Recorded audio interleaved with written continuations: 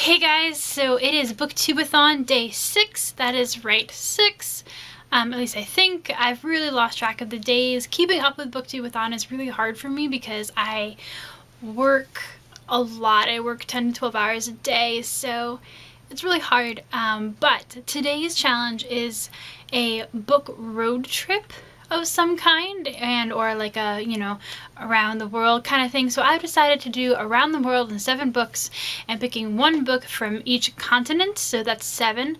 And it was honestly harder than I thought. I really try and read widely, but I wanted to keep this to young adult books to really see what kind of stories were coming out of there. And I got sad a little bit about the narrow range of my reading, so definitely want to make a point to myself to pick that up in the future. But what I do have is what I have, and here we go. So when I thought about doing North America, that was obviously what should have been the easiest one, because I was like, oh, there's a bunch of contemporary books for me to pick from. And immediately when I thought contemporary authors, I wanted to go with Stephanie Perkins, who's my all-time favorite contemporary author, with Anna and the French Kiss. But Anna and the French Kiss takes place mostly in Paris, so all of a sudden I was like, oh wait, hang on. So my choice for North America is Lola and the Boy Next Door by Stephanie Perkins. This is the book that followed Anna and the French Kiss, and it is about Lola and the Boy Next Door.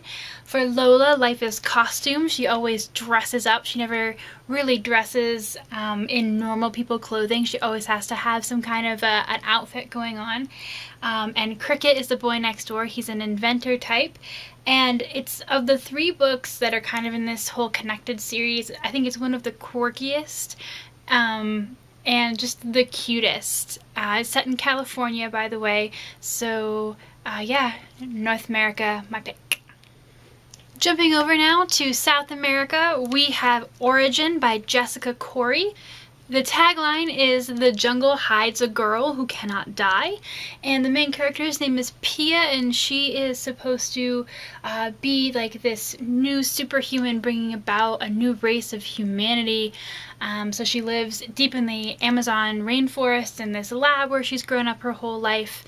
But of course, the secrets start to come out and things don't necessarily go as planned. But it is mostly set in Brazil, like I said, the Amazon rainforest, as the cover shows. So that is my pick for South America. I had a lot of options for Europe, and I wanted to do something that wasn't one of my many historical fiction books, because like I said, I have a lot of those, and I felt like that might be cheating a little bit. So I went ahead and bent the rules even more and picked Daughter of Smoke and Bone by Laini Taylor. This book begins and is mostly set in Prague, although it does move on from there to Morocco for a little bit, and then a whole new world. So not entirely set in Europe, but it's one of the few books that I had right here on my one shelf of books that I have in my room that wasn't set in like England. Which nothing is wrong with England. Of course, I own a lot of books that are set there, but I wanted to try and be a little bit somewhere different. So Prague it is with Daughter of Smoke and Bone. This was also kind of hard because I read a lot of fantasy, and I wasn't sure if that completely was out of the running or bends the rules a little bit. But for Asia, I couldn't help but choose Storm Dancer by J. Kristoff. So this isn't historical. It's fantastical, but it is set in a society based on Japan, and I went and I searched all these Goodreads lists of books set in Asia, and all of these fantasy books that I read kept popping up, and nothing I had read came up that wasn't fantasy. So that's again one thing that I want to try and address. But Storm Dancer by J. Kristoff has one of the prettiest covers I've ever seen, and is also one of my favorite series of books just that I've discovered in the last couple of years. It is about a girl who befriends a thunder tiger, and they go off to save the world. So I don't know why you wouldn't want to read that. It's pretty awesome, and really well written as well. For Africa, I really was depressed with myself because I thought that there was nothing that I had read that was within the parameters that I set for myself for this challenge in picking books. But as it turns out, I forgot about Blackbird White Dove by Elizabeth Wine. If that last name is familiar, it is because she is the woman who wrote Codename Verity, which is one of my favorite books of all time. Elizabeth wrote, this is one of her newer books. It is set primarily in Ethiopia. And it's a lot about race and what it means to be white and what it means to be black, and what it means to have a mixed family as well. So again, I just love Elizabeth books, and it fit in well with what I was trying to do here. For Oceania, which is the kind of continent that includes Australia and New Zealand and some island chains out there, I don't know why I immediately thought of The Hobbit. The Hobbit holes are there. The Hobbit book is not set there. That was really dumb, but then I went back and bent the rules. I tried to stay to YA books for this, but I bent the rules a little bit with this one because I had to choose I Am the Messenger by Markus Zusak. This book is known as The Messenger in some other countries, and it's not technically YA, but it's Markus Zusak, who, if you don't know this book in particular, also wrote The Book Thief.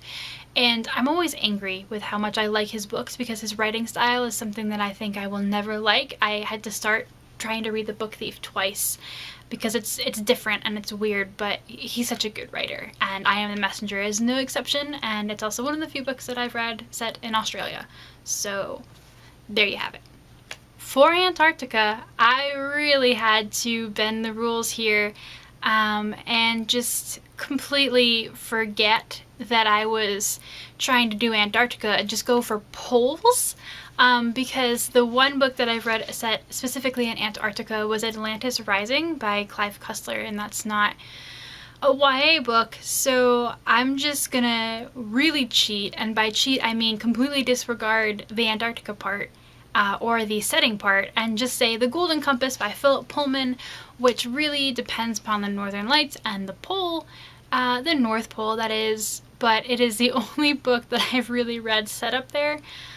So if you have a better idea, let me know, but that's what I'm going with because it is important to the series, even if it's not set there for the majority of the book or even really set in this world. So there we go. So that's it, guys. That is Around the World in 7 books for day 6 of the Booktubeathon. I have not made a fool of myself in this video, which is very different, and I appreciate it. The challenges have gone to a place where I don't need to make a fool out of myself. In terms of reading, I am doing okay. But I, as expected, will not finish every book on my TBR. So just how the cookie crumbles, but I'm making it a good effort. So yeah, thanks for watching, guys, and thanks for putting up with this whole week of Booktubeathon shenanigans. We will be back to our regularly scheduled stuff next week. So thank God. Bye.